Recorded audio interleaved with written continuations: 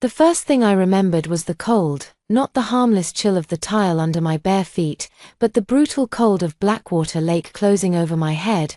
I remembered kicking until my shoes tore at my heels. I remembered the rope around my wrists, the dark outline of the old rowing pavilion above the water, and Tessa Rowe standing on the dock with both hands over her mouth. She had been crying. Adrian Moretti had not. He had watched me sink with the calm concentration he used during finance competitions, as if my death were simply the final line in a problem he had already solved.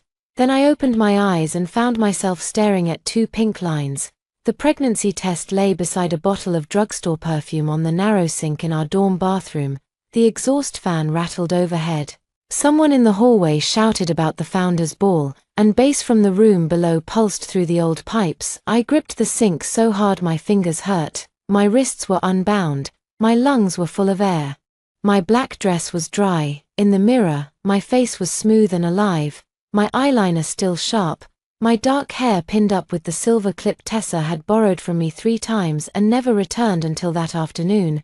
I knew this night, March 23rd, junior year at Halston University. The night I discovered my roommate was pregnant, the night I learned the father was Adrian Moretti, the graduate student everyone on campus treated like royalty and no one discussed too loudly after dark. In my first life, I had stormed out of the bathroom holding the test like evidence in a trial. I had demanded an explanation. I had called Tessa a liar and Adrian a predator.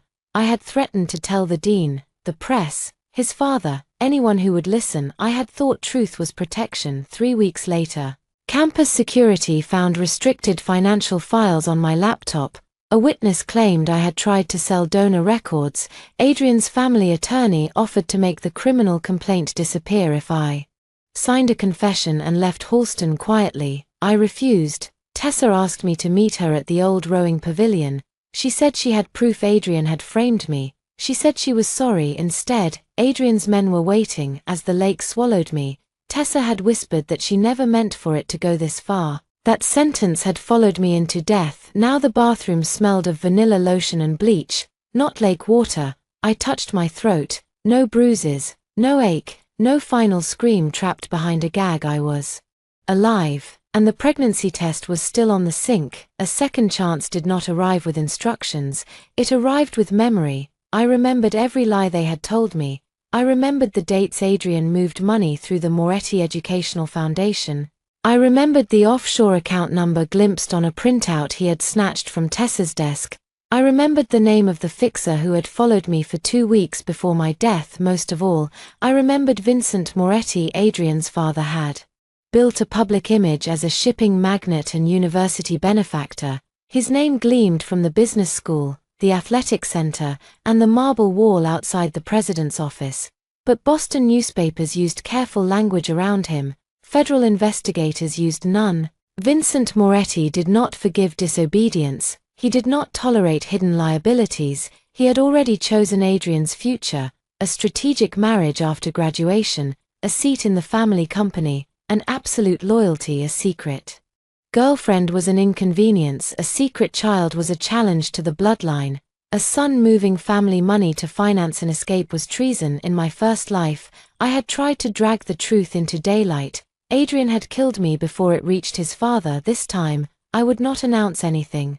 I would help them hide it. A knock struck the door. Claire, Tessa called. Her voice trembled. Are you okay in there? We have to leave in 15 minutes. I looked at the test again. Tessa and I had met during freshman orientation when she spilled coffee over my campus map and cried harder than I did.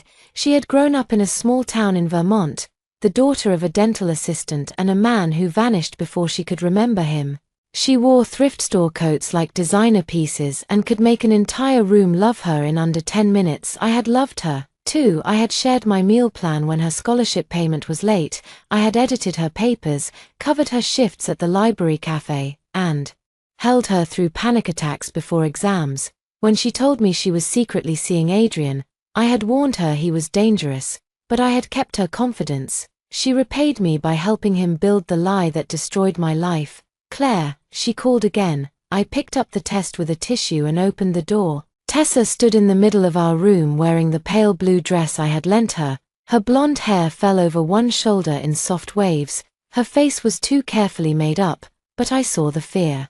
Beneath it, Adrian stood beside my desk. He was 25, completing a joint law and business degree, and he looked as if Halston had been built for him. Dark suit, controlled posture, black hair combed back from a face that photographed well in alumni magazines. His expensive watch caught the light when he slid one hand into his pocket. In my first life, his expression had hardened the moment he saw the test. He had not looked guilty, he had looked strategic. He looked the same now. Tessa's gaze dropped to my hand, her lips parted. Adrian moved first. "Claire, whatever you think." "Oh my God," I said softly. I let my eyes fill with tears. Tessa flinched. I crossed the room, took her cold hand, and placed the tissue-wrapped test in her palm. "Why didn't you tell me?" She stared at me. "I can explain. You're pregnant." I made my voice break with wonder rather than anger. "Tessa, you're having a baby." Adrian's shoulders remained tense. He was waiting for the accusation. I gave him none. Instead, I wrapped my arms around Tessa. For a second she stood rigid, then she sagged against me, releasing a small, shocked sob. "I'm sorry," she whispered into my shoulder. I knew what she meant, though she did not know I knew. "Sorry for sleeping with Adrian behind closed doors while using me as an alibi. Sorry for letting me believe his late-night visits were about the student investment fund we all worked on. Sorry for the future doc, the rope, and the water." I held her more tightly. "You don't have to be sorry for a baby," I said over her shoulder. I met Adrian's eyes. Relief appeared there first, then disbelief, then the faint beginning of contempt. He thought I was naive. That was useful. "We need to keep this private," he said carefully. "At least for now." I stepped back and nodded at once. "Of course." Tessa searched my face. "You're not angry." "Scared for you, maybe." I brushed a tear from her cheek, "but not angry. You are my roommate and my best friend. Whatever happens, I won't let you face it alone." The lie tasted cleaner than the lake. Adrian moved closer. "My father can never know." There it was, the real fear. I lowered my voice. "Then he won't hear it from me." He studied me for several long seconds. I kept my breathing even and my expression open. Finally, he smiled. It was the smile that had convinced professors to overlook missed deadlines, trustees to approve private meetings, and me, once, to believe he was only trapped by his family rather than shaped by it. "Thank you, Claire," he said. "You have no idea what this means." I did. It meant he would not kill me tonight. It meant Tessa would keep trusting me. It meant they would build their secret around the one woman they believed too loyal to betray them. Outside, the bells of Hawthorne Hall began to ring. 8 o'clock. Students poured across the quad toward the Founders' Ball, laughing beneath strings of white lights. Tessa touched her stomach with one hand. Adrian put his palm over hers. I smiled at them both. "Congratulations," I said. In my first life, I had tried to save Tessa from Adrian. In this one, I would give them exactly what they wanted: privacy, time, confidence, enough rope to pull the entire Moretti family toward the truth. And when Vincent Moretti finally found his son, I would make sure he believed he had done it alone. The Founders' Ball took place inside Moretti Hall, a glass and stone monument Vincent Moretti had donated after a federal investigation into one of his shipping subsidiaries quietly disappeared. Halston students called it the aquarium because every wall reflected everyone else. There were no shadows inside, only expensive dresses, black tuxedos, and the kind of ambition that made people smile while measuring what you could do for them. I walked between Tessa and Adrian as if nothing had changed. That was my first performance. Tessa held my arm when photographers passed. Adrian kept a respectful distance from her, greeting trustees and professors with polished ease. To anyone watching, he was simply the influential graduate student who had helped 2 undergraduates secure coveted positions in the Moretti Foundation's campus investment program. In truth, he had recruited me because I understood donor databases and Tessa because she made him feel worshipped. "Try the champagne," Tessa whispered. "I have an early seminar." "You always have an early seminar." I almost laughed. In my first life, that exchange had happened before I found the test. Now every familiar word felt like a mark on a map leading toward my death. At the center of the ballroom stood Vincent Moretti. He was in his late 50s, broad-shouldered and silver-haired, with the stillness of a man who never needed to repeat an order. University President Malcolm Reed hovered near him, so did 2 state senators, the business school dean, and a federal judge whose smile vanished whenever Vincent turned away. Adrian's father did not look like a monster. That was what made him dangerous. He looked like the man whose name appeared on scholarships. His gaze moved across the room and stopped on us. Adrian's hand tightened around his drink. "Do not look nervous," I murmured. He glanced at me. I gave him an easy smile, then lifted one hand and waved to Vincent as if I were delighted to see him. Vincent responded with a slight nod. Tessa's nails dug into my arm. "Does he know?" she whispered. "No," Adrian said, "and he won't." The certainty in his voice was false. I recognized it now. Vincent approached us after the opening remarks, up close. His gray eyes were sharper than I remembered. "Miss Morgan," he said to me, "Professor Bennett tells me your analysis of the Foundation's scholarship portfolio was the best in the program. Professor Bennett is generous." "She is not." His eyes shifted to Tessa. "Miss Rowe." Tessa swallowed. "Mr. Moretti." Vincent offered no praise. Tessa was a communications major with average grades and no family connections. To him, she was invisible unless she stood too close to his son. Adrian stepped forward. "Father, I wanted to speak with you about the summer placement in New York, Monday. It is time sensitive."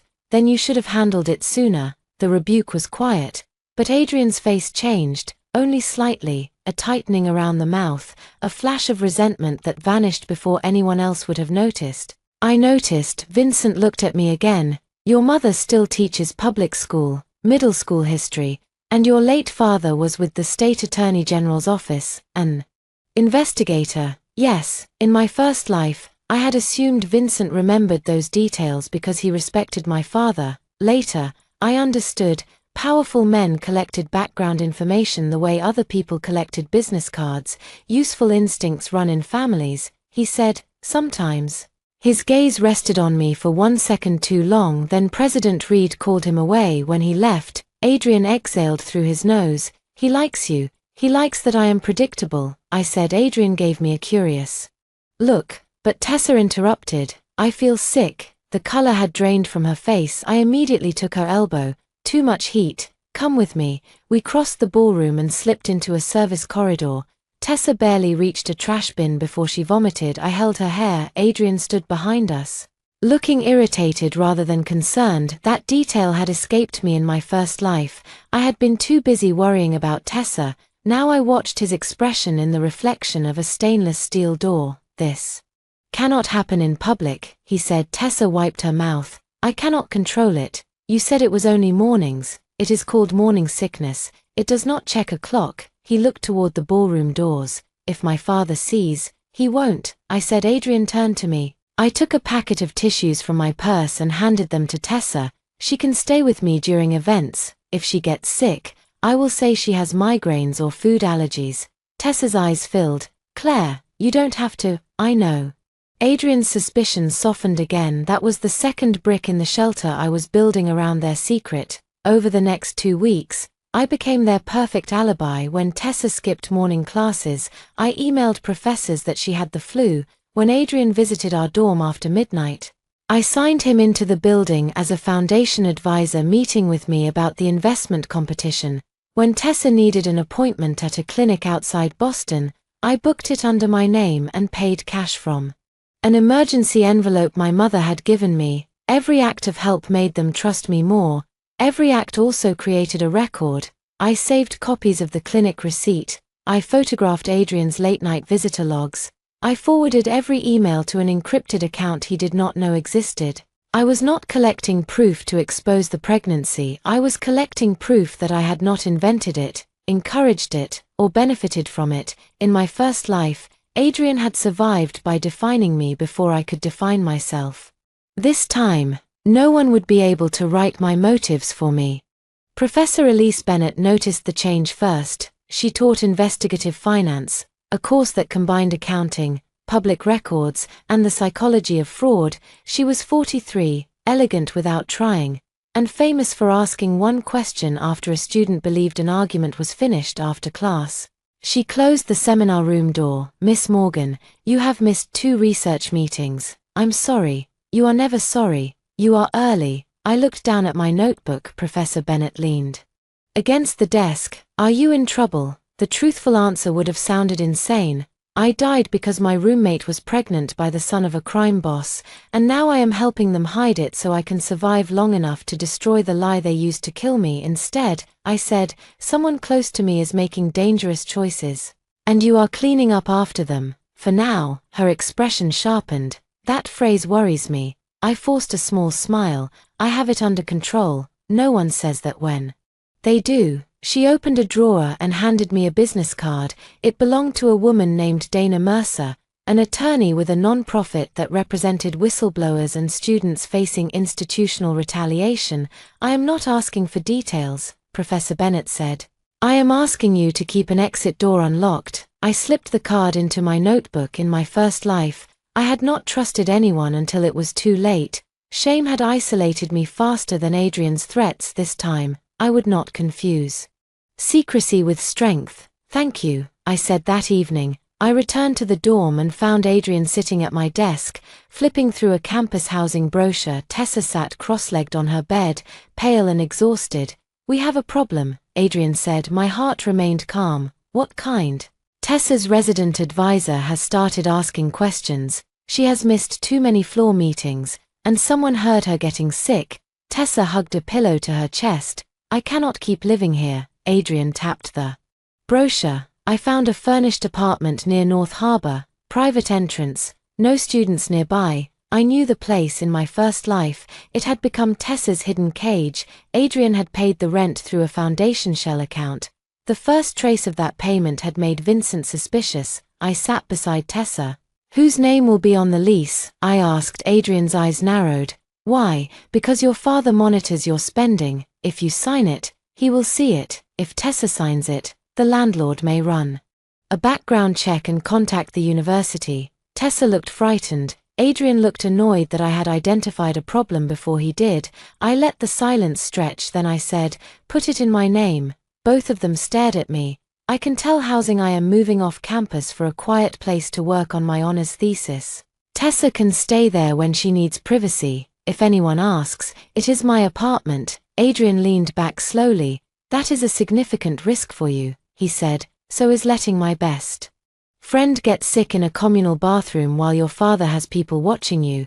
Tessa reached for my hand. Claire, I will pay you back. I squeezed her fingers. I knew exactly how she had paid me back before. You can thank me by taking care of yourself. Adrian stood and buttoned his jacket. Relief had made him almost warm. I knew we could count on you. I looked up at him. He believed he had found the clean name he needed to hide his girlfriend, his child, and whatever money he planned to steal. He did not understand that a lease in my name would give me legal access to the apartment, copies of every document, and a reason to be present when his plans began to crack. Yes, I said, you can count on me. The apartment stood above a closed bakery on a quiet street near North Harbor. 15 minutes from campus and 3 blocks from the Moretti family's private marina. That last detail was not an accident. Adrian claimed he chose the neighborhood because it was discreet. I knew he chose it because he could reach Tessa without crossing the main gate at Halston, where cameras recorded every vehicle. The building had red brick walls, narrow windows, and a stairwell that smelled faintly of sugar even though the bakery downstairs had been empty for years. The apartment itself was too beautiful for 2 college students. Oak floors, cream-colored furniture, a marble kitchen island, and a nursery-sized room overlooking the water. Adrian had already imagined the baby in it, or perhaps he had imagined the escape. I signed the lease as Claire Morgan. The landlord, a nervous man named Peter Lyle, never asked why a scholarship student needed a luxury apartment. He had received 6 months' rent in advance from a company called Harbor Academic Consulting. I photographed the cashier's check while he made copies of my identification. In the car afterward, Adrian said, delete any photos you took during the signing. I turned toward him. Why would I take photos? His expression did not change. Tessa, sitting in the back seat, laughed weakly. Claire photographs everything. She took pictures of our freshman dorm before we unpacked. Sentimental evidence, I said. Adrian watched me for another moment, then looked away. He had become more careful since the founders' ball. His father had called him into 3 closed meetings. A black sedan had appeared outside the business school twice. Adrian insisted it was routine security. It was not. Vincent Moretti's distrust was already alive. I only needed to feed it. We moved Tessa's belongings in small batches over the next week. I carried books, sweaters, toiletries, and the ceramic mug she had painted during freshman year. Adrian brought practical things: a new phone, cash, blackout curtains, and a locked metal case he stored in the bedroom closet. "What is in that?" I asked. "Documents." "What kind?" "Nothing you need to worry about." I smiled. "Then I won't." In my first life, curiosity had been obvious on my face. I had believed questions forced truth into the open. Now I understood that silence made people careless. Tessa withdrew from campus life gradually. She told professors she had a recurring autoimmune illness. I brought her assignments and recorded lectures. Her social media showed old photographs scheduled to post at believable times. To our friends, she was tired, stressed, and busy with remote coursework. To Adrian, she was hidden. To me, she was exactly where I needed her. I visited every Tuesday and Thursday. At first, those afternoons felt almost normal. Tessa and I ate grilled cheese sandwiches, complained about professors, and watched terrible reality shows. She talked about baby names and showed me pictures of tiny socks. Sometimes grief rose so sharply inside me that I had to leave the room. There had been a version of us before betrayal. Two girls sharing headphones on the library steps. Two girls promising to attend each other's weddings. Two girls who believed loyalty was something you gave once and kept forever. Rebirth did not erase love. It made love dangerous because memory preserved both tenderness and the knife that followed it. One rainy Thursday, Tessa sat on the sofa with both hands over the small curve of her stomach. "Do you think I am a terrible person?" she asked. I set down the grocery bag. "For being pregnant, for everything." The room went still. Adrian had told her that I knew only part of the truth. He believed I thought their relationship began recently. In reality, it had started during sophomore year, while Tessa was still telling me Adrian was only helping her apply for an internship. "What does everything mean?" I asked. She stared toward the windows. "I lied to you about Adrian." She nodded. "How long?" 8 months. In my first life, this confession had come after I found the test. I had screamed. Tessa had cried.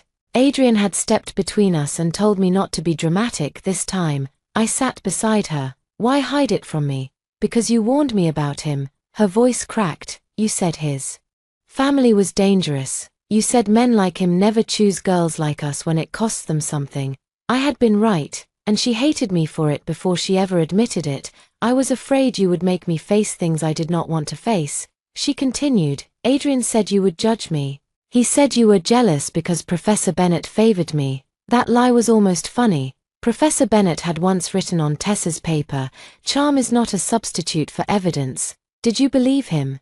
Sometimes. She wiped her cheek. I did not want to. I watched her carefully. "Are you asking me to forgive you?" "I do not know." "Then what are you asking?" Her hand tightened over her stomach. "Help me get out." The words struck harder than I expected. Out of what? His family, this city, all of it. She looked at me at last. "Adrian says we can leave after the semester. He has money in accounts his father cannot touch. We could go to California or Canada. He says we need someone with a clean identity to help us arrange things." There it was, the next stage of the trap that had killed me before. In my first life, they had asked me to open a student consulting company. They claimed it would help Adrian move legitimate savings without attracting Vincent's attention.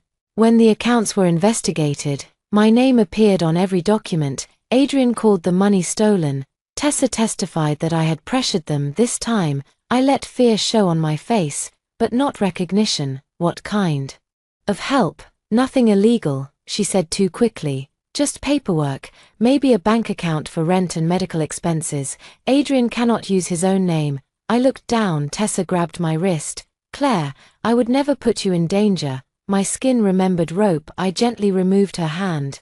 "I need to understand exactly what he wants. He will explain. Then he can explain in writing." She blinked. "What? If I am signing anything, I want emails, contracts, and records. My father taught me never to rely on verbal promises." For the first time, caution entered her expression. Adrian does not like putting things in writing. Then he should use someone else. I stood and carried the groceries into the kitchen. Tessa followed me. Please, we do not have anyone else. That was true. Adrian's friends were loyal to Vincent. Tessa's family could not move money. They needed my scholarship student credibility, my clean background, and my habit of solving problems. I opened the refrigerator. Tell Adrian I will consider it, I said, but I need protection, too. Tessa exhaled in relief and hugged me from behind. Thank you. My eyes closed. In another life, those same arms had held me on the dock while a man tied my wrists. I counted to 3, then turned and hugged her back that night. Adrian came to the apartment carrying a laptop and the locked metal case. He placed both on the kitchen table. I hear you have concerns, he said. I have common sense. A faint smile touched his mouth. That is why I trust you. He opened the laptop and showed me a set of accounts. They were labeled as research grants, housing reimbursements, and payments to student vendors. The amounts were small individually. Together, they totaled almost $2 million.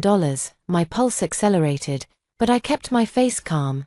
This is not rent money, I said. It will be. Where did it come from? Foundation reserves, your father's foundation. It is complicated. No, it is theft. Tessa made a frightened sound.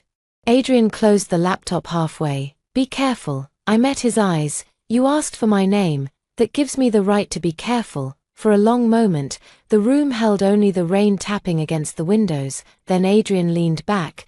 My father uses the foundation for things that have nothing to do with education, he said. The money was never clean. I am taking enough to get Tessa and the baby away from him. Why would he care about the baby? His jaw tightened. Because he chooses everything. Who I marry, where I work, what my children represent. If he learns about Tessa before we are gone, he will separate us. Tessa looked pale. I pretended to consider the problem. How much do you need? 5 million. I nearly laughed. In my first life, the final amount had been 12. And you want to move it through an account connected to me, temporarily, with documentation stating it is for university housing research, I said. Adrian's eyes sharpened. Exactly. I tapped the table. Then the documents need to look real, better than what you have. He stared at me. I had just offered to improve the fraud that would eventually expose him. Relief and admiration replaced suspicion. What do you suggest? He asked. I opened my notebook, a separate consulting entity, independent bookkeeping. A project proposal tied to student housing near the harbor, no direct transfer from a Moretti account, and you need an outside accountant, because the foundation's auditors will see patterns you cannot. Adrian smiled slowly. Tessa looked at me as if I had saved their lives. I wrote down every step he would later take, each one designed to appear as his own decision. Then I added the most important line. Do not tell anyone in your father's organization, I said. The fewer people who know, the safer you are. Adrian nodded. He did not realize secrecy was the evidence Vincent feared most. When he left after midnight, the locked case remained in the closet. I waited until Tessa fell asleep, then I used the spare key she had hidden behind the framed photograph on her dresser. Inside the case were passports, cash, a handgun, and a folder marked Halston Expansion. The first page listed donor properties, shell companies, and transfer dates. At the bottom was a handwritten note. Move final funds before alumni weekend. VM, audit begins Monday. I photographed every page, then I locked the case, returned the key, and stood for a moment beside Tessa's sleeping form. Her face looked younger in sleep. Innocent. Almost. I placed a blanket over her shoulders. I will help you get out, I whispered. She would misunderstand what I meant. That was all right. By the time the semester ended, she would be out of the dorm, out of Adrian's fantasy, and out of my life, and I would still be breathing. Vincent Moretti invited me to dinner 3 days after I photographed the files in Adrian's case. The invitation arrived through the dean's office, printed on heavy cream paper as if it were an academic honor rather than a summons. Moretti Foundation Scholars Dinner. Friday, 7 o'clock, Ravenswood House. 10 students had been selected. I was the only undergraduate. Professor Bennett read the card twice. You should decline. I cannot. You can always decline dinner. Not when the man hosting it owns the building where my scholarship office is located. She removed her glasses.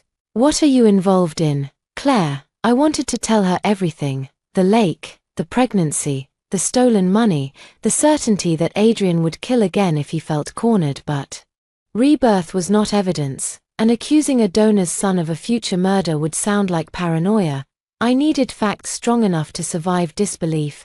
I found irregularities in the Moretti Foundation's student housing portfolio. I said that much was true. Professor Bennett's expression changed. How serious? Potentially criminal. Does Adrian know? He believes I am helping him correct them. She stood so quickly her chair rolled backward. Claire, stop whatever you are doing. I cannot stop.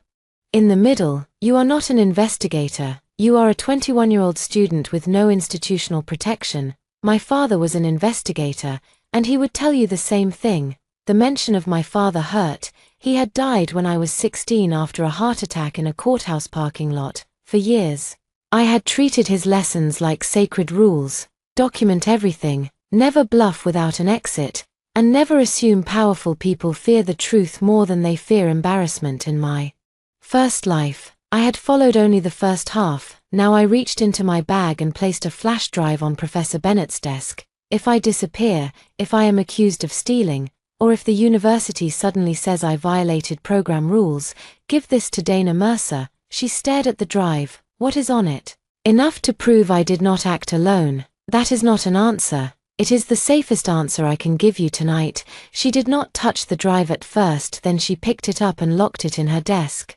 You will text me when you arrive at the dinner and when you leave. Yes, if you miss either message, I call the attorney. Yes, and campus police. No, her mouth tightened. Campus police report to President Reed, I said. President Reed owes his new science center to Vincent Moretti. She could not argue with that. Ravenswood House stood outside the city on 12 acres of winterbear trees. The Moretti family called it a residence. It had stone walls, guarded gates, and cameras. Positioned like unblinking eyes, a black car collected me from campus. Adrian was already inside. You look nervous, he said. I am wearing a dress that costs less than your father's appetizers. He smiled, but his attention remained on his phone. Is Tessa all right? I asked. She is emotional. She is pregnant and alone most of the week. She chose this. The coldness of his answer made something settle inside me. In my first life, I had kept searching for the frightened young man beneath Adrian's cruelty. I had told myself his father made him ruthless. The truth was simpler. Adrian understood tenderness. He simply considered it a service other people owed him. At Ravenswood, staff took our coats and led us into a dining room lined with dark portraits.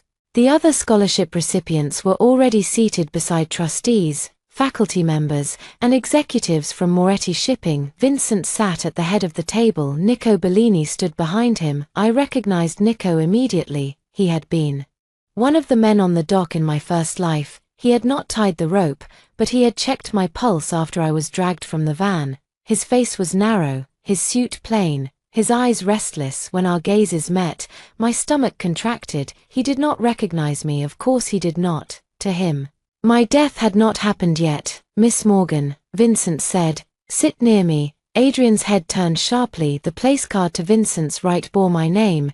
Adrian had been seated 4 chairs away. It was a test, perhaps, of me, perhaps of him. I sat. Dinner began with harmless questions about research and career plans. Vincent listened more than he spoke. He asked one student why her projected numbers ignored labor volatility. He asked another whether charity without accountability was merely vanity. Then he turned to me. Your project examines off-campus housing acquisitions. Yes, my foundation owns several properties near Halston. I know. What have you learned? Across the table, Adrian became very still. I could have exposed him in one sentence. Instead, I smiled. That students are expensive tenants and donors are emotional investors. Vincent's mouth shifted slightly. Not quite amusement. Explain. Universities describe housing as a community need, investors describe it as predictable demand. Both groups avoid saying that scarcity creates profit. A trustee laughed. Vincent did not. And the Moretti Foundation uses layered vendors that make true maintenance costs difficult to compare. Adrian's fork stopped. I continued before anyone could interrupt. That may be inefficient rather than improper. I have not finished the analysis. Vincent's gaze held mine. You choose your words carefully. My father taught me that unfinished facts are more dangerous than lies. Nico looked at me then. A server poured wine.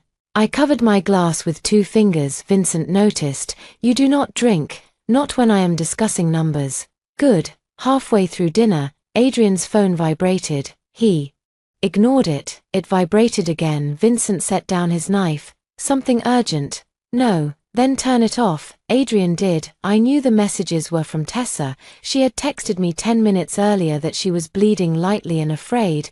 I had told her to call the clinic and promised to come after dinner. Adrian did not even ask to leave. That knowledge would matter later. When dessert arrived, Vincent questioned his son about the Foundation's new harbor initiative.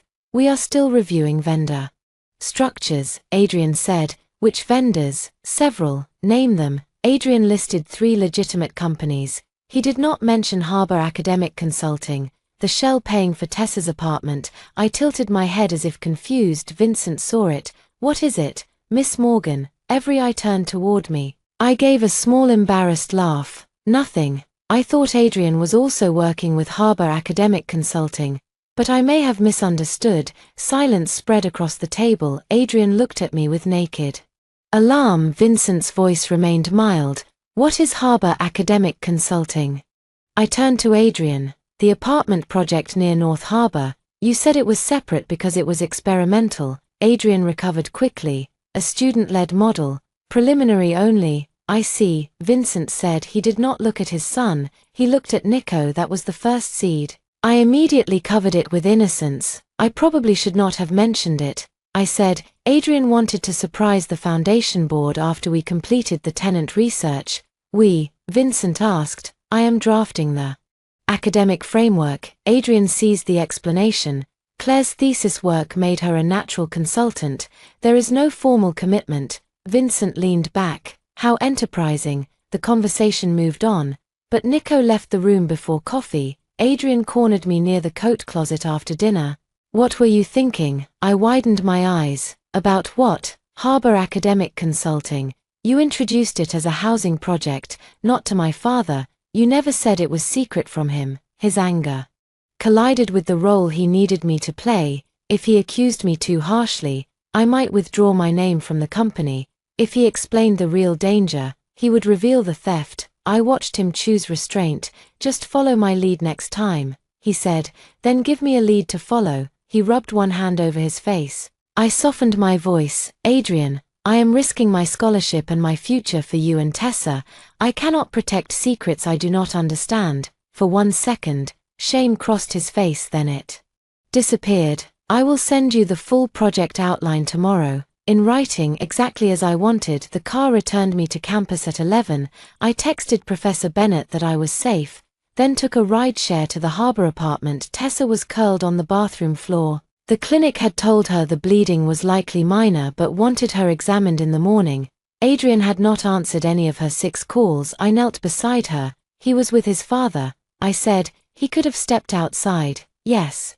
She looked up at me, her face wet with tears. What am I doing? Claire. It was the first honest question she had asked. I helped her stand. I think you already know. She leaned against me as we walked to the bedroom that night. I stayed beside her until she slept. At 3 in the morning, Adrian finally arrived. He smelled of whiskey and cold air. How is she? He asked, terrified. I had obligations. So do you. His eyes hardened. Do not lecture me. I stood between him and the bedroom door. You are hiding the mother of your child in an apartment leased under my name. I will say whatever I need to say. For the first time in this life, the mask between us slipped. Adrian stepped closer. Remember whose family is protecting this arrangement. I did not move. In my first life. That tone had silenced me. Now I heard fear beneath it. Protection is an interesting word, I said. Your father might define it differently. His face went still. I smiled, as if I had made an accidental joke, and stepped aside. Adrian entered the bedroom. I left the apartment with my heart pounding, but my hands were steady. By sunrise, his promised project outline was in my inbox. It detailed false housing expenses, unauthorized transfers, and the name of an outside financial advisor, Graham Vale. I forwarded it to my encrypted account, then I sent one harmless message to Nico Bellini from a new anonymous email address. You should ask why Adrian Moretti needs a student housing company his father has never heard of. No threat, no accusation, no evidence attached, just a question. Men like Vincent Moretti did not need proof to become suspicious. They only needed to believe someone else knew where to look. The Moretti Foundation office occupied the top floor of the business school, directly above the student commons. That placement had always seemed symbolic to me. Students ate discounted sandwiches below while donors decided which lives were worth investing in above. I had worked there for 18 months as a research assistant. My access badge opened the records room, the housing database, and a small archive containing 10 years of grant reports. In my first life, that access had convicted me. Adrian planted restricted files on my laptop, then produced badge logs showing I entered the archive after midnight. The logs were real. He had borrowed my card while I slept and returned it before morning. This time, I stopped carrying the badge. I reported it damaged and requested a replacement that used biometric verification. I also asked Campus Information Technology to document the change in writing. The technician looked bored. You know this will take longer at the door. I can wait. Every inconvenience was worth one less weapon in Adrian's hands. The project outline he sent me was clumsy but revealing. Harbor Academic Consulting would invoice the foundation for surveys, renovation planning, and student relocation services. Payments would move through 3 accounts before reaching Graham Vale, who would convert part of the money into foreign currency and place the rest in a trust. The fraud was hidden inside real expenses. Adrian expected me to improve it. I did. That was the most dangerous part of my plan. I corrected formatting, identified duplicate vendor codes, and changed dates that would have triggered automated review. Then I inserted subtle inconsistencies only a suspicious auditor would notice: a property identification number tied to a Moretti Marina, a billing contact who had once worked for Nico Bellini, and a maintenance expense coded to a private family account to Adrian. The documents looked cleaner to Vincent's people. They would look like a map of betrayal. I saved every version. Tessa watched me work at the harbor apartment one afternoon. "Do you ever feel bad?" she asked. I looked up from the laptop. "About what?" "Helping us steal." So she was finally willing to name it. "I feel bad that you think stealing $5 million will make Adrian free. He says his father owes him more than that. Children say parents owe them many things. It does not make the bank transfer legal." Her face tightened. "You said you would help. I am helping you survive the choices you already made. That is not the same as approving them." She stood and walked to the window. At 5 months pregnant, her body had begun to reveal what oversized sweaters could not. She had stopped attending classes entirely. Adrian visited less often. When he did, he brought money, instructions, and promises about a future he never described twice the same way. California became Montreal. Montreal became Lisbon. The departure date moved from May to July. Tessa still defended him, but doubt had entered the apartment and taken a permanent seat. "Do you think he loves me?" she asked. I could have hurt her with the truth instead. I said, "I think he loves how you make him feel." She turned. "That is not an answer. It is the only one I trust." Her eyes flashed. "You have always believed you understand everyone better than they understand themselves." The accusation was familiar. She had used it in my first life during our final argument. "You think because your father investigated people, you can look at one bank statement and know a person's soul." She continued, "Maybe Adrian is trying to do one good thing. By using my name, you offered. Because you asked. No, because you like being needed." The words landed precisely because they contained truth. I had built my identity around usefulness. After my father died, I became the person who handled forms, remembered deadlines, carried medicine, and solved emergencies. Tessa had loved me most when she needed rescue. Adrian had valued me only when I was useful. In my first life, I confused usefulness with belonging. I closed the laptop. "You are right," I said. Tessa blinked. "I do like being needed. It makes it difficult for me to notice when people are using me." Color rose in her cheeks. I stood. "That is something I am working on." I packed my notes and left before she could respond. The argument changed our rhythm. Tessa became cautious around me, and I became less generous. I still drove her to appointments and delivered assignments, but I stopped answering midnight messages immediately. I made her handle her own calls. I told her to ask Adrian for groceries twice before I bought them. The result was predictable. Adrian failed her. He forgot a clinic payment. He missed an ultrasound. He sent Nico's driver instead of coming himself. Each failure weakened the story she had told herself. Meanwhile, the foundation's internal audit began. I learned about it from a calendar invitation accidentally forwarded to the student team. Vincent had ordered a review of all Harbor-related expenditures. Nico Bellini and 2 outside accountants would arrive Monday. Adrian called me within minutes. "Come to my office. I have class." "Skip it." No. Silence. In the past, I would have obeyed. The simple refusal startled him more than shouting would have. "Claire, this is urgent." "Then meet me at the library at 4. He arrived at 3:45. We sat in a glass study room on the 3rd floor, surrounded by students preparing for finals. Adrian could not threaten me there. He could not raise his voice without drawing attention. "The audit was moved up," he said. "I saw. We need to transfer the remaining funds by Friday." His jaw tightened. "Do not start. I have not signed the final vendor authorization. Sign it today. I need supporting invoices." "You wrote the invoices. I drafted templates. I need proof of services." "There are no services." "Then I will not sign." He leaned across the table. "You are already involved." I let fear enter my expression. It was not entirely false. "Are you threatening me?" His gaze shifted to the students beyond the glass. "I am reminding you that stopping now will not protect you." There it was, the beginning of the frame. I lowered my voice. "What are you going to do? Tell your father the undergraduate you recruited stole millions from his foundation without your knowledge?" If necessary. The honesty of it chilled me even though I had expected it. I looked down at my hands. Adrian mistook the movement for surrender. "Sign the authorization," he said. "Once we leave, the company disappears. You will receive $200,000 for your help." I raised my eyes. "I do not want your money. Everyone wants money. I want my name removed after the transfer." "We can arrange that. Put it in writing." He smiled without warmth. "You and your documents. My father taught me. Your father is dead." The cruelty was casual. For one heartbeat, Blackwater Lake filled my lungs again. Then I smiled. So is his trust in verbal agreements. Adrian's eyes narrowed. I took the authorization from him. "I will review it tonight." He left the library believing I had yielded. I scanned the document and sent it to Dana Mercer from a public computer. I included a short message. "I am a Halston student. My identity may be used in a financial fraud involving a university donor. I am not yet ready to file a formal complaint. Please preserve this document and confirm receipt." Dana responded within an hour. "Received. Do not sign anything. We can meet off campus." I did not sign. Instead, I created 2 versions. The version I returned to Adrian contained a digital signature that would fail authentication under forensic review.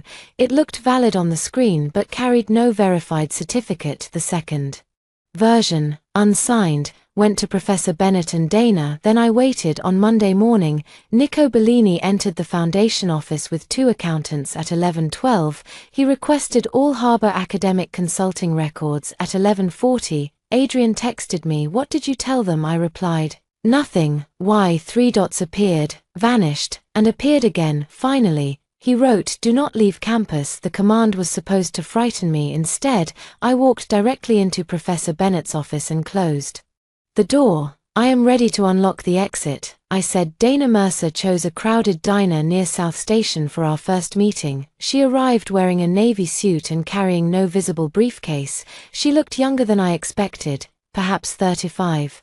With close-cropped black hair and the direct gaze of someone who billed by the truth. Professor Bennett sat beside me. Dana ordered coffee, waited until the server left, and said, "Start with the part that can be proven." It was the right instruction. I told her about the apartment lease, the shell company, the false invoices, Adrian's demand that I sign the transfer, and the threat in the library.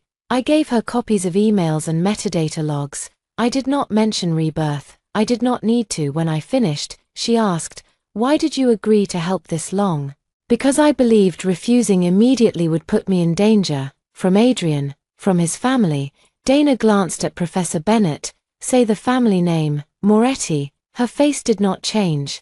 But the coffee cup paused halfway to her mouth. Vincent Moretti, yes, and the hidden apartment houses whom? My roommate, Tessa Rowe. Why is she hidden? I looked toward the window. This was the fact that could turn Tessa from a victim into leverage. She is pregnant with Adrian's child. Professor Bennett inhaled sharply. I had not told her that part. Dana set down the cup. Does Vincent know? No. Does Adrian believe you will expose the pregnancy? He believes I will protect it. Will you? The question surprised me. The baby is not evidence, I said. The financial records are. Dana studied me. That was not what I asked. I understood then. She was testing whether I wanted revenge more than safety. I will not endanger a pregnant woman or a child, I said, but I will not lie under oath, destroy records, or accept blame for their crimes. Good. She took notes. Dana explained my options. We could approach federal investigators immediately, request emergency protection through a sealed complaint, or continue documenting while building a defensible timeline. The first option was safest in theory, but dangerous if the information leaked through institutional channels. The second depended on evidence of a direct threat. The third gave us control but required discipline. I also need you to leave the apartment, she said. Your name on the lease is a liability. If I remove it now, Adrian will know. Your life matters more than the operation. I know. Do you? Her bluntness irritated me because it was deserved. Dana leaned closer. People who survive coercive situations often believe they must finish the entire conflict before they are allowed to escape. That is not true. You do not have to win. You have to stay alive. In my first life, no one had said those words. I nodded. We agreed on a safety plan. I moved my essential belongings from the dorm to Professor Bennett's guest room without telling Tessa. Dana arranged a check-in protocol and stored copies of the evidence in 3 locations. If I missed 2 scheduled calls, she would contact federal authorities and my mother. For the first time since waking up, I felt supported by something stronger than my own memory. Then Tessa disappeared. She missed a prenatal appointment on Wednesday. Her phone went directly to voicemail. Adrian claimed she was resting, but he refused to let me speak to her. I drove to the harbor apartment. The locks had been changed. A camera above the door turned toward me. I stepped back, forcing myself not to look afraid. Adrian, I said to the camera. She missed a medical appointment. No answer. I called him. He picked up on the 5th ring. Go back to campus. Let me talk to Tessa. She does not want to see you. I do not believe you. His voice hardened. You have become unpredictable, Claire, and you have become obvious. A pause. Careful, he said. The line went dead in my first life. This was the point when I panicked. I sent dozens of messages, threatened to call police, and gave Adrian proof that I was no longer controllable this time. I returned to my car and called Dana. She instructed me not to enter, not to contact campus security, and not to approach again alone. Then she asked whether Tessa had family. Her mother lived in Vermont. They spoke once a month. Tessa had hidden the pregnancy from her. Call her, Dana said. What do I say? The truth that belongs to you. You are concerned because your roommate is isolated and has missed a medical appointment. Do not mention the father yet. Mrs. Rowe answered on the second call. By evening, she was driving south. That forced Adrian to make Tessa reappear. The next morning, Tessa returned to our dorm with a bruise around her wrist and a smile too bright to trust. She told her mother she had been staying with a friend during exam stress. She told the resident advisor the same story. After Mrs. Rowe left, Tessa closed our door. You called my mother. You vanished. Adrian took my phone because I was upset. That is not an explanation. He said I was talking too much. My gaze dropped to her wrist. She pulled down her sleeve. Did he hurt you? No, Tessa. He grabbed me. That is all. I crossed the room and locked the door. Her face tightened. What are you doing? Making sure he cannot walk in. He is not coming. Then tell me what happened. She sat on the edge of her bed for several minutes. Neither of us spoke. Finally, she said, the audit found the company. I know, Adrian thinks someone tipped off Nico. Did you? The question carried fear, but also suspicion. No, it was technically true. My anonymous message had asked a question, not disclosed evidence. Tessa rubbed her wrist. He said you might turn on us. Do you think I will? I do not know what to think. I sat across from her. Then remember, she frowned. Remember every document Adrian asked me to sign. Remember every time he used my student access.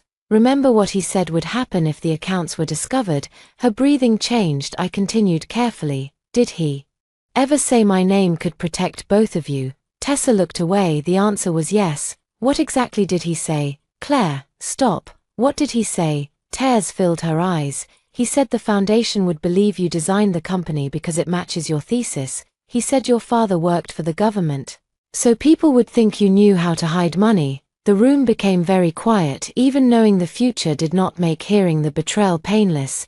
Did you agree? I asked. I did not think he meant. Did you agree? She began to cry. I was scared. So was I. He said his father would take the baby, and sacrificing me was easier. No, she stood. I told him we could not do that, but you did not warn me. I am warning you now, only because Adrian had frightened her, only because her own safety had changed. Still, a warning was a choice. Small, late, selfish, but real. What else? I asked. Tessa pressed both hands over her stomach. He moved more money than he told us. 12 million, maybe more, and the account is not only for leaving. He has been paying 2 men from his father's cruise. For what? I do not know. He says they will be loyal when he takes control.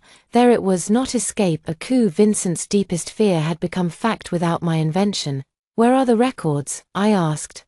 In the metal case. The case is gone. Adrian took the paper files, but I copied one page. She reached inside the lining of her tote bag and pulled out a folded sheet. It listed monthly payments to 2 Moretti captains, a private security company, and Graham Vale. At the bottom, Adrian had written, after alumni weekend, father will have no choice. I photographed the page and sent it to Dana. Tessa watched me. What are you going to do? Protect myself. Will you protect me?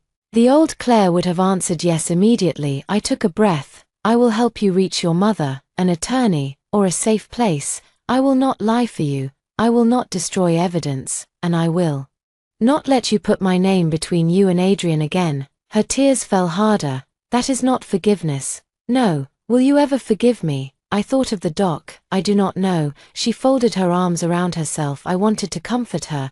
The impulse rose automatically, trained by years of friendship. But caring for someone did not require carrying the consequences they created. I unlocked the door. Pack a bag, I said. Your mother is still in the city. Go with her. Tessa shook her head. Adrian will find me. Then Dana can help. Who is Dana? My attorney. Her face went white. You have an attorney? Yes. Since when? Since I understood that love was not going to protect me. She stared at me as if seeing a stranger. Maybe she was. The woman she had betrayed on the dock had drowned. I was the woman who came back. Tessa did not go home with her mother. She packed the bag. She even walked with me to the parking garage where Mrs. Rowe waited. Then Adrian appeared beside the elevator. He did not threaten her. He did something more effective. He cried. I had never seen Adrian Moretti cry before. His eyes reddened, his voice broke, and he told Tessa he had been terrified of losing her. He blamed the bruise on panic. He blamed the stolen money on desperation. He put both hands around her face and promised the baby would never grow up afraid of Vincent. Tessa believed the version of him she needed. She sent her mother away and returned to the harbor apartment. I did not try to stop her. That decision hurt, but it was necessary. I could offer a door. I could not drag her through it while she clung to the frame. Dana made me withdraw from the lease the next morning. We sent the landlord formal notice that my identity had been used beyond the agreed purpose. We also froze the business account attached to Harbor Academic Consulting. Adrian discovered both actions within hours. His message contained only 6 words: "You have made a serious mistake." I forwarded it to Dana and did not respond. Alumni weekend began on Friday. Halston covered the campus in banners and white tents. Wealthy graduates returned to tell current students that success came from discipline, usually while standing inside buildings their parents had funded.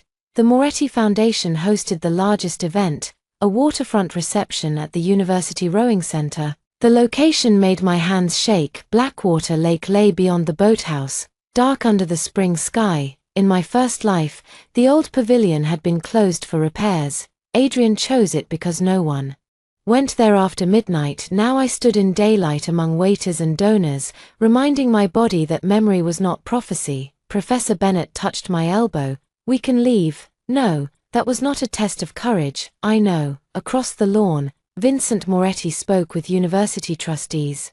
Nico stood several feet behind him, scanning the crowd. Adrian was nowhere in sight. At 5:15, President Reed asked me to follow him into the administrative wing. 2 university lawyers waited inside a conference room. So did Adrian. A folder lay on the table. President Reed did not invite me to sit.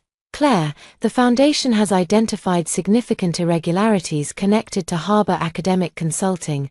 I am aware of the audit. Your name appears on the company's incorporation documents, lease, and invoices. Adrian looked exhausted but composed. He wore a gray suit and the expression of a man regretting another person's moral failure.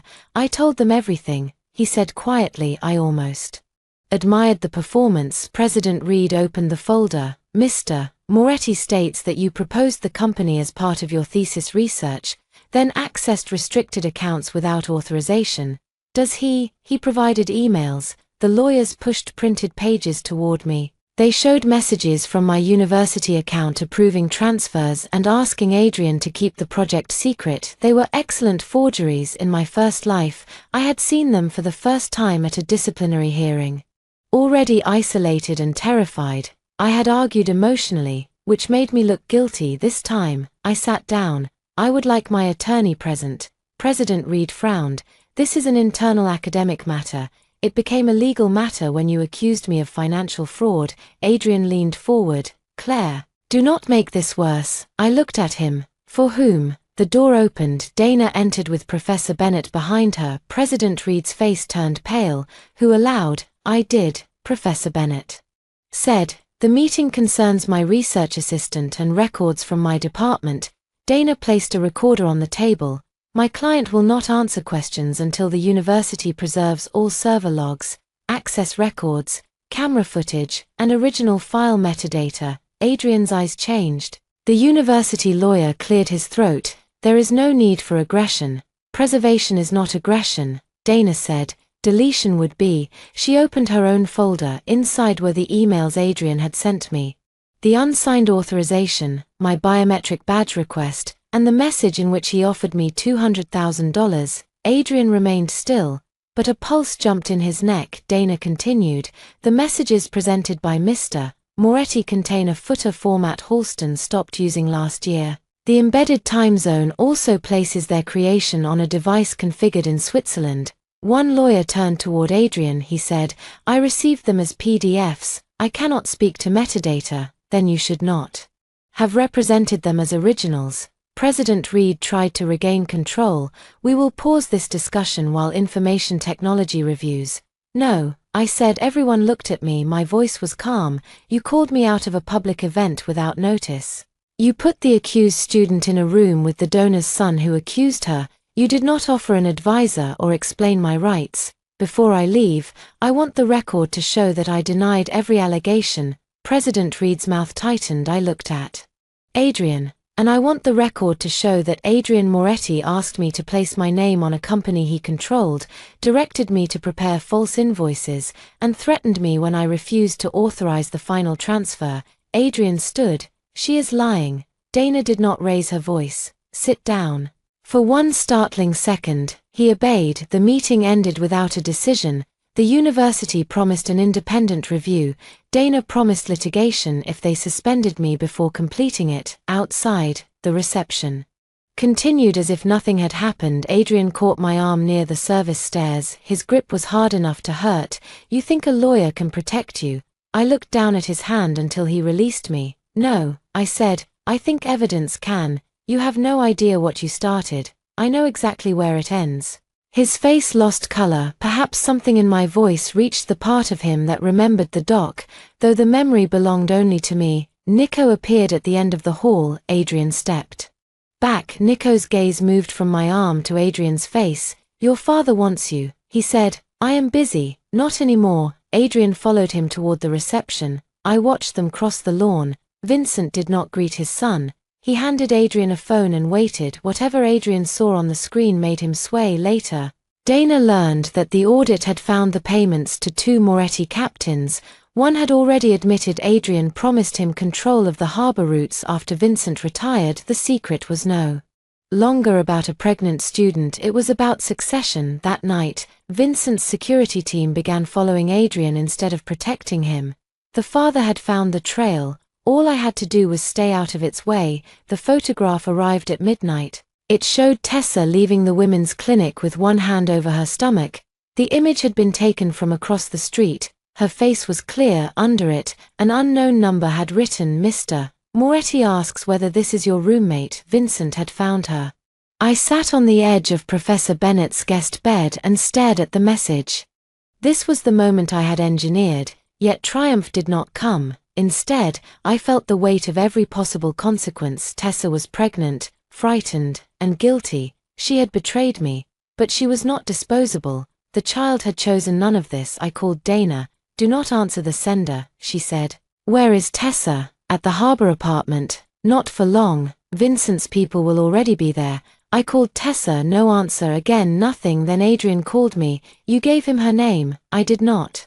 "He has photographs. You hid her 3 blocks from your family's marina. You paid the rent through a foundation vendor. You used the same driver for her appointments twice. You did not need an enemy, Adrian. You needed basic competence." His breathing was ragged. "Help me move her." "No, Claire, listen to me. My father thinks I am planning to replace him." "You are. Tessa told you. You wrote it down." Silence. I continued. "Take her to a hospital or her mother. Surrender the accounts. Stop pretending this is still a plan. If I surrender, I am dead." I remembered the lake. "That fear does not give you the right to trade my life for yours." His voice dropped. "You think you are safe because you collected documents. My father will burn the university before he lets those records reach court. Then why are you calling me instead of him?" He hung up. 5 minutes later, Tessa sent a message. "Please come alone. Adrian says we are leaving tonight. I am scared." In my first life, the same request had taken me to the rowing pavilion. This time, I sent the message to Dana. She told me not to go. I agreed. Then Tessa sent a photograph of the apartment floor. A drop of blood marked the tile beside Adrian's shoe. I called emergency services and reported a pregnant woman in possible danger. Dana contacted the federal agent assigned to the foundation fraud inquiry.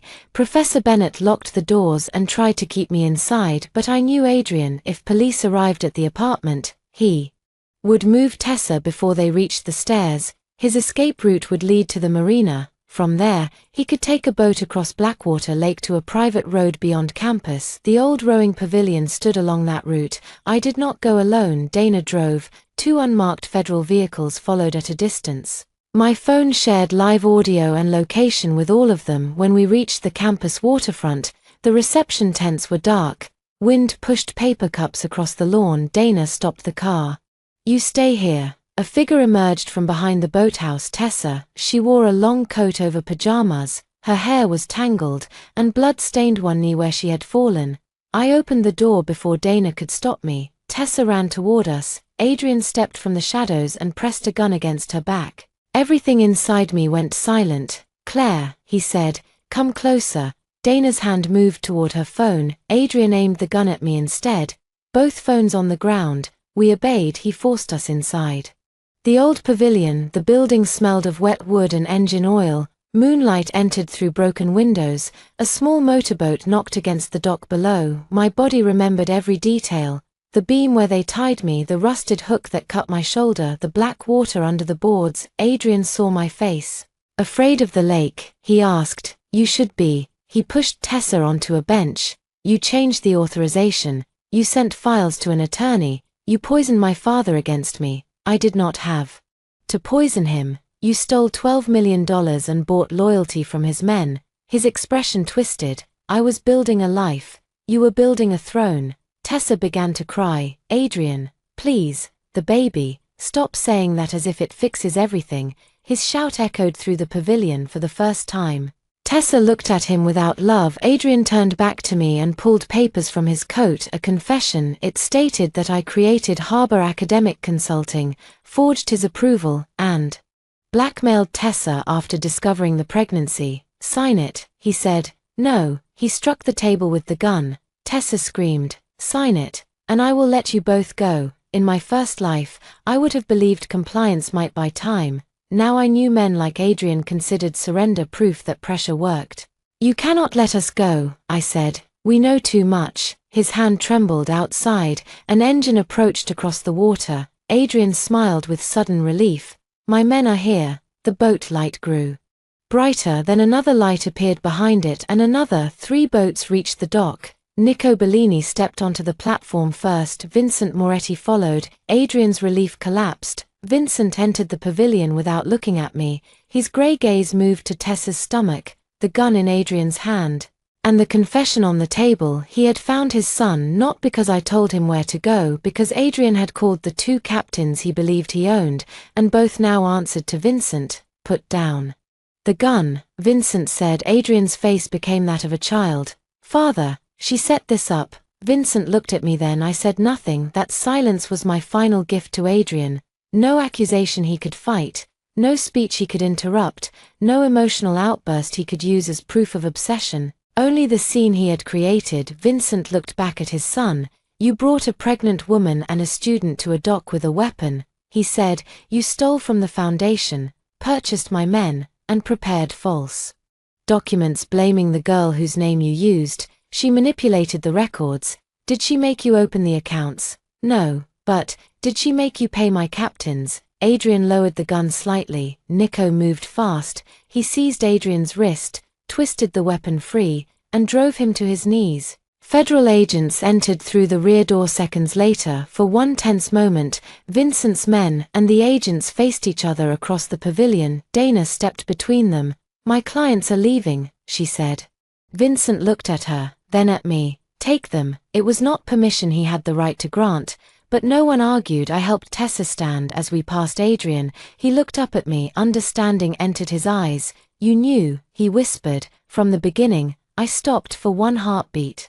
I saw the dock from my first life, his dry shoes, Tessa's tears, the water waiting below. "Yes," I said. It was the only truth I gave him. Then I walked out. Federal agents arrested Adrian before dawn. The official charges included wire fraud, conspiracy, identity theft, witness intimidation, and unlawful possession of a firearm. More charges followed when Graham Vale agreed to cooperate. Vincent Moretti was not arrested. Power rarely collapsed in one clean moment. Instead, he made a calculation. He turned over selected financial records, cut ties with the captains Adrian had bribed, and allowed prosecutors to build the case around his son. The Moretti Foundation called Adrian a rogue employee who had exploited weak controls. It was a lie. It was also the reason Adrian lost the protection he had assumed was permanent. For 3 days, Halston tried to keep the scandal quiet. Then Dana released the university's disciplinary summons, the forged emails, and a statement confirming that I had reported coercion before Adrian accused me. Professor Bennett persuaded 2 faculty members to demand an independent investigation. The student newspaper published the story on its front page. By noon, national reporters stood outside Moretti Hall. President Reed announced temporary leave for himself. The dean resigned. The foundation suspended its campus programs. My scholarship account was frozen by mistake. That final insult almost made me laugh. Dana restored it within 24 hours and negotiated additional protection, tuition through graduation, independent housing, and written confirmation that I had not violated university policy. I did not accept hush money. I accepted what I had earned. Tessa spent 2 nights in the hospital for observation. The baby was healthy. Her mother stayed beside her when I visited. Tessa looked smaller than she had in the dorm, despite the curve of her stomach. "Will you testify against me?" she asked. "If prosecutors ask about what happened, I will tell the truth." She nodded. Dana had arranged separate counsel for her. Tessa faced potential charges for helping create the shell company, but her cooperation and Adrian's recorded threats mattered. "I keep remembering the pavilion," she said. "So do I. He was going to kill us, wasn't he?" I looked at her. In my first life, she had known exactly what Adrian intended. She had still brought me there. This Tessa had sent the frightened message, hidden the copied payment sheet, and run toward Dana's car. She had not become innocent. She had made different choices only when danger reached her. Both truths could exist. Yes, I said, he was. She pressed a hand to her mouth. I am sorry, Claire. The apology sounded different this time. It contained no request for comfort. I know, that is all you can say. It is all I have. She cried quietly. I sat in the chair beside the bed, but I did not take her hand. Forgiveness was not a prize awarded for regret. Sometimes regret arrived after the relationship it might have saved was already gone. Vincent requested a meeting 1 week later. Dana advised against it. I agreed. So Vincent came to us. He entered Dana's office without bodyguards, though I knew they waited downstairs. He wore a charcoal suit and carried a thin folder. I owe you an apology, he said. No, I replied. Your son does. Adrian no longer speaks for my family. He did when the university protected him. Vincent accepted the correction with a slight nod. He placed the folder on the table. It contained a trust agreement for Tessa's child. The money would be managed by an independent institution. Neither Adrian nor the Moretti family could control it. I will not allow the child to suffer for the father's disloyalty, Vincent said. Dana, read the first page. Why show us? Because Miss Morgan protected the pregnancy when exposing it would have been easier. I met his gaze. I protected a baby. Do not confuse that with protecting your family. For the first time, something like respect appeared in his face. Adrian believed intelligence made him untouchable, he said. He did not understand patience. Neither did I. Once, Vincent studied me. Did you send the message to Nico? Dana began to speak, but I answered, you found the accounts through your own audit. A careful response. His mouth almost smiled. Yes, he said, I did. We both understood the agreement. He would keep the mythology of his control. I would keep my distance from the machinery that enforced it. He stood. Adrian says you planned everything. Adrian says many things. He is afraid of you. I was afraid of him first. Vincent left the folder and walked out. Dana waited until the elevator doors closed. That was the most dangerous polite conversation I have ever witnessed. I exhaled. Is the trust legitimate? Surprisingly, yes. Then send it to Tessa's lawyer. Dana watched me. You could block it. The money belongs to the child. You really did bless the pregnancy. I thought of the 2 pink lines, the hug in the dorm room, and the promise I had made while looking into Adrian's relieved eyes. A baby is a blessing. At the time, it had been part performance. Now I understood the sentence differently. The child was not the trap. The lies built around the child were. I never wanted the baby punished, I said. Only the people who decided my life was an acceptable price for their secret. Adrian tried to bargain with me from jail. The first letter arrived 2 months after alumni weekend. It came through his attorney and was marked as a proposed settlement communication. As though careful legal language could make it less personal. Claire, you know my father created the conditions that forced all of us into impossible choices. I accept responsibility for the accounts, but you also. No, I never intended to hurt you. If you testify that the pavilion meeting was only an attempt to recover stolen records, the weapons charge may be reduced. In return, I will confirm that you had no role in the financial transfers. I read the letter twice, then I handed it to Dana. He is offering to stop framing you if you help him escape the consequences of framing you. She said, that sounds like Adrian. Do you want to respond? No, the second letter was less controlled. He accused Tessa of seducing him, Vincent of abandoning him, and me of turning a family disagreement into a federal case. He wrote that I had destroyed the future of an innocent child. That sentence finally made me angry. I asked Dana to send one response. Your child needed a safe father, not an unpunished one. After that, the letters stopped. The preliminary hearing took place in a federal courthouse across the river. Reporters filled the hallway. Halston students carried signs demanding donor transparency. A television crew asked whether I considered myself a whistleblower. I said no, a whistleblower begins with information and chooses to expose it. I began with a death only I remembered and chose not to repeat it. Inside the courtroom, Adrian wore a dark suit without a tie. He looked thinner. The confidence that once filled every space around him had narrowed into something restless and brittle. Tessa sat with her attorney on the opposite side. She had given birth 3 weeks earlier to a daughter named Lily. Her mother cared for the baby during the hearing. The independent trust Vincent created had been approved, and Tessa had agreed to a cooperation deal that included probation, restitution, and testimony. When she took the stand, Adrian stared at her as if betrayal were a language only he was allowed to speak. The prosecutor asked about Harbor Academic Consulting. Tessa described the apartment, the false project, the hidden accounts, and Adrian's plan to blame me if the audit found the transfers. Did Ms. Morgan agree to that plan? The prosecutor asked. No. Did she know you and Mr. Moretti intended to make her responsible? Not when we first discussed it. The prosecutor paused. You discussed sacrificing your roommate to protect yourselves. Tessa's face crumpled. Yes. The word moved through the courtroom like a door closing. Adrian's attorney tried to portray her as a jealous girlfriend seeking leniency. He asked whether she resented Adrian for refusing to leave his family. He asked whether pregnancy had made her emotional and confused. Tessa looked toward me, then she turned back to the attorney. I was confused about love, she said. I was not confused about the documents. Professor Bennett squeezed my hand. My own testimony lasted less than an hour. Dana had prepared me for every question. I explained my role, the threats, the forged emails, and the confession Adrian tried to force me to sign at the pavilion. His attorney asked why I had continued helping after recognizing the transfers were fraudulent.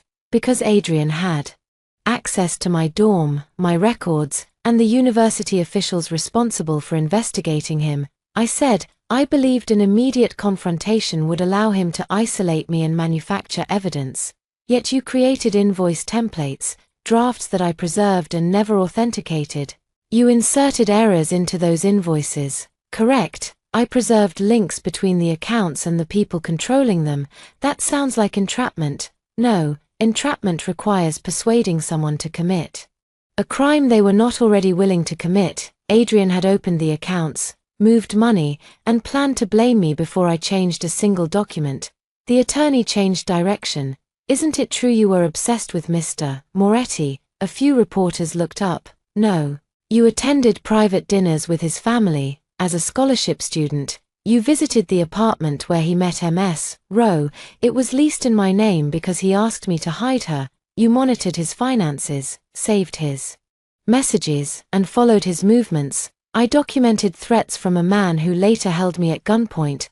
The attorney's expression tightened. Adrian stared at me across the room. In my first life, he had controlled the story because I had not lived long enough to tell mine. Now every answer entered the record. At the end of the hearing, the judge denied bail. The evidence of witness intimidation and the attempted flight from the marina made Adrian a danger and a flight risk as marshals led him away. He turned. Claire. The judge ordered him to remain silent. He ignored her. You think you won. The room froze. I could have answered with anger. I could have reminded him that he was in custody, abandoned by his father, exposed by the woman he used, and facing years in prison. Instead, I looked at him and said, I survived. The marshals took him through the side door. That was the difference he would never understand. He measured victory by what he controlled. I measured it by the life he failed to take. 6 months later, Adrian pleaded guilty to the financial charges, identity theft, and witness intimidation. The firearms count remained part of the sentencing agreement. He received a long federal sentence and forfeited every account tied to the scheme. Vincent did not attend. The university investigation concluded that senior administrators had given the Moretti Foundation improper access to student records and disciplinary procedures. President Reed resigned permanently. Halston established an independent donor oversight office and named Professor Bennett to its advisory board. They offered to put my name on a student ethics award. I declined. I did not want another building, scholarship, or plaque teaching students to admire a survivor while ignoring the system that required her to survive. I wanted my degree. On graduation morning, my mother pinned my father's old investigator badge inside my gown. Where no one else could see it, he would be proud, she said. I looked across the quad at Moretti Hall. The university had covered the donor's name with temporary black panels while trustees debated whether to remove it. For the grades, I asked, for finally learning you do not have to save everyone. The ceremony began. When my name was called, I crossed the stage alone. Not abandoned, not unprotected, alone in the way a person stands after reclaiming her own weight. 1 year after graduation, I returned to Halston on a bright October morning. The Moretti name was gone. From the business school, workers had removed the metal letters, leaving pale marks on the stone where power had once announced itself. The building had a temporary title now, East Academic Center. It was plain, almost embarrassed. I liked it better that way. Professor Bennett had invited me to speak to her investigative finance seminar. I worked in Washington for Dana's nonprofit, reviewing cases involving university retaliation, donor pressure, and financial coercion. My job was not glamorous. Most days involved spreadsheets, interviews, and long arguments over document access. It suited me. I taught students how to build timelines before confronting institutions. I told them that evidence needed guardians, not just owners. I told them to create exit plans before becoming indispensable to dangerous people. I did not tell them I had learned those lessons twice. After the seminar, Professor Bennett handed me a small envelope. It came to my office because Tessa did not have your address. Inside was a photograph of a baby girl sitting on a quilt, one fist wrapped around a yellow wooden block. Lily had Tessa's light eyes and a serious expression that did not belong to either parent. On the back, Tessa had written, "She is healthy. I am working part-time and finishing my degree online.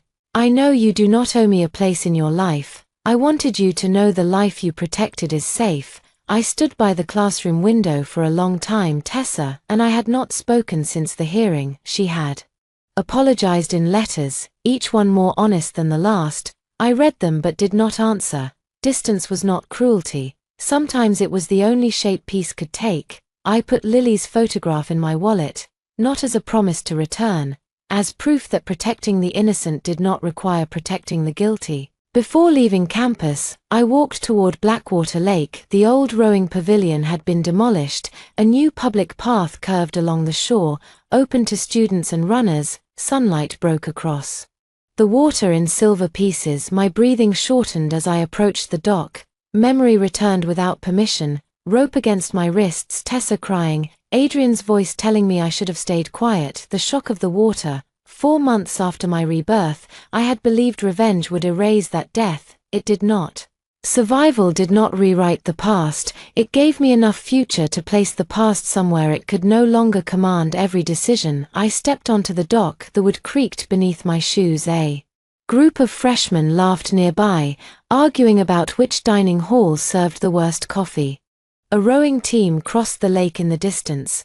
No one knew the dock as a grave. I reached into my coat pocket and removed the silver hair clip I had worn on the night I found Tessa's pregnancy test.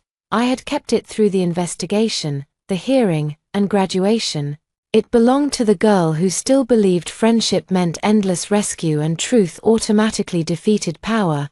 I placed it on the railing for a moment. The metal flashed in the sun, then I closed my fingers around it again. I did not throw it into the lake. The object was not cursed. Neither was I. I pinned it into my hair. My phone vibrated. Dana had sent 3 new case files and a message asking whether I was ready for Monday. I replied ready. As I turned away from the water, I thought about the title reporters had given the scandal. The Moretti heirs' secret. They focused on the money, the hidden pregnancy, and the armed confrontation because those details sold newspapers. They misunderstood the real secret. Adrian's greatest protection had never been his father or his family name. It had been the belief that people like Tessa and me would remain predictable. Tessa would keep choosing romance over evidence. I would keep choosing loyalty over self-preservation. The university would keep choosing donations over students. Everyone would continue playing the role he assigned. My second life began when I stopped. I had congratulated Tessa. I had carried groceries to the apartment. I had corrected the documents, smiled at dinners, and allowed Adrian to believe my kindness was blindness. But kindness had never required ignorance, patience had never meant surrender, and blessing a child had never meant forgiving the people who tried to build its future on my grave. I walked back through campus with the lake behind me. The bells of Hawthorne Hall rang noon. Students crossed the quad carrying books, coffee, and unfinished plans. Their lives moved around me, ordinary and open-minded. Too, that was the ending. Adrian had tried to steal, not his arrest, not his father's disappointment, not even the collapse of the Moretti name at Halston. The true revenge was quieter. I had a mother who no longer waited for a phone call that would never come. I had work that belonged to me. I had friends who did not need my silence in order to love me. I had mornings, I had choices, I had a future. I kept walking.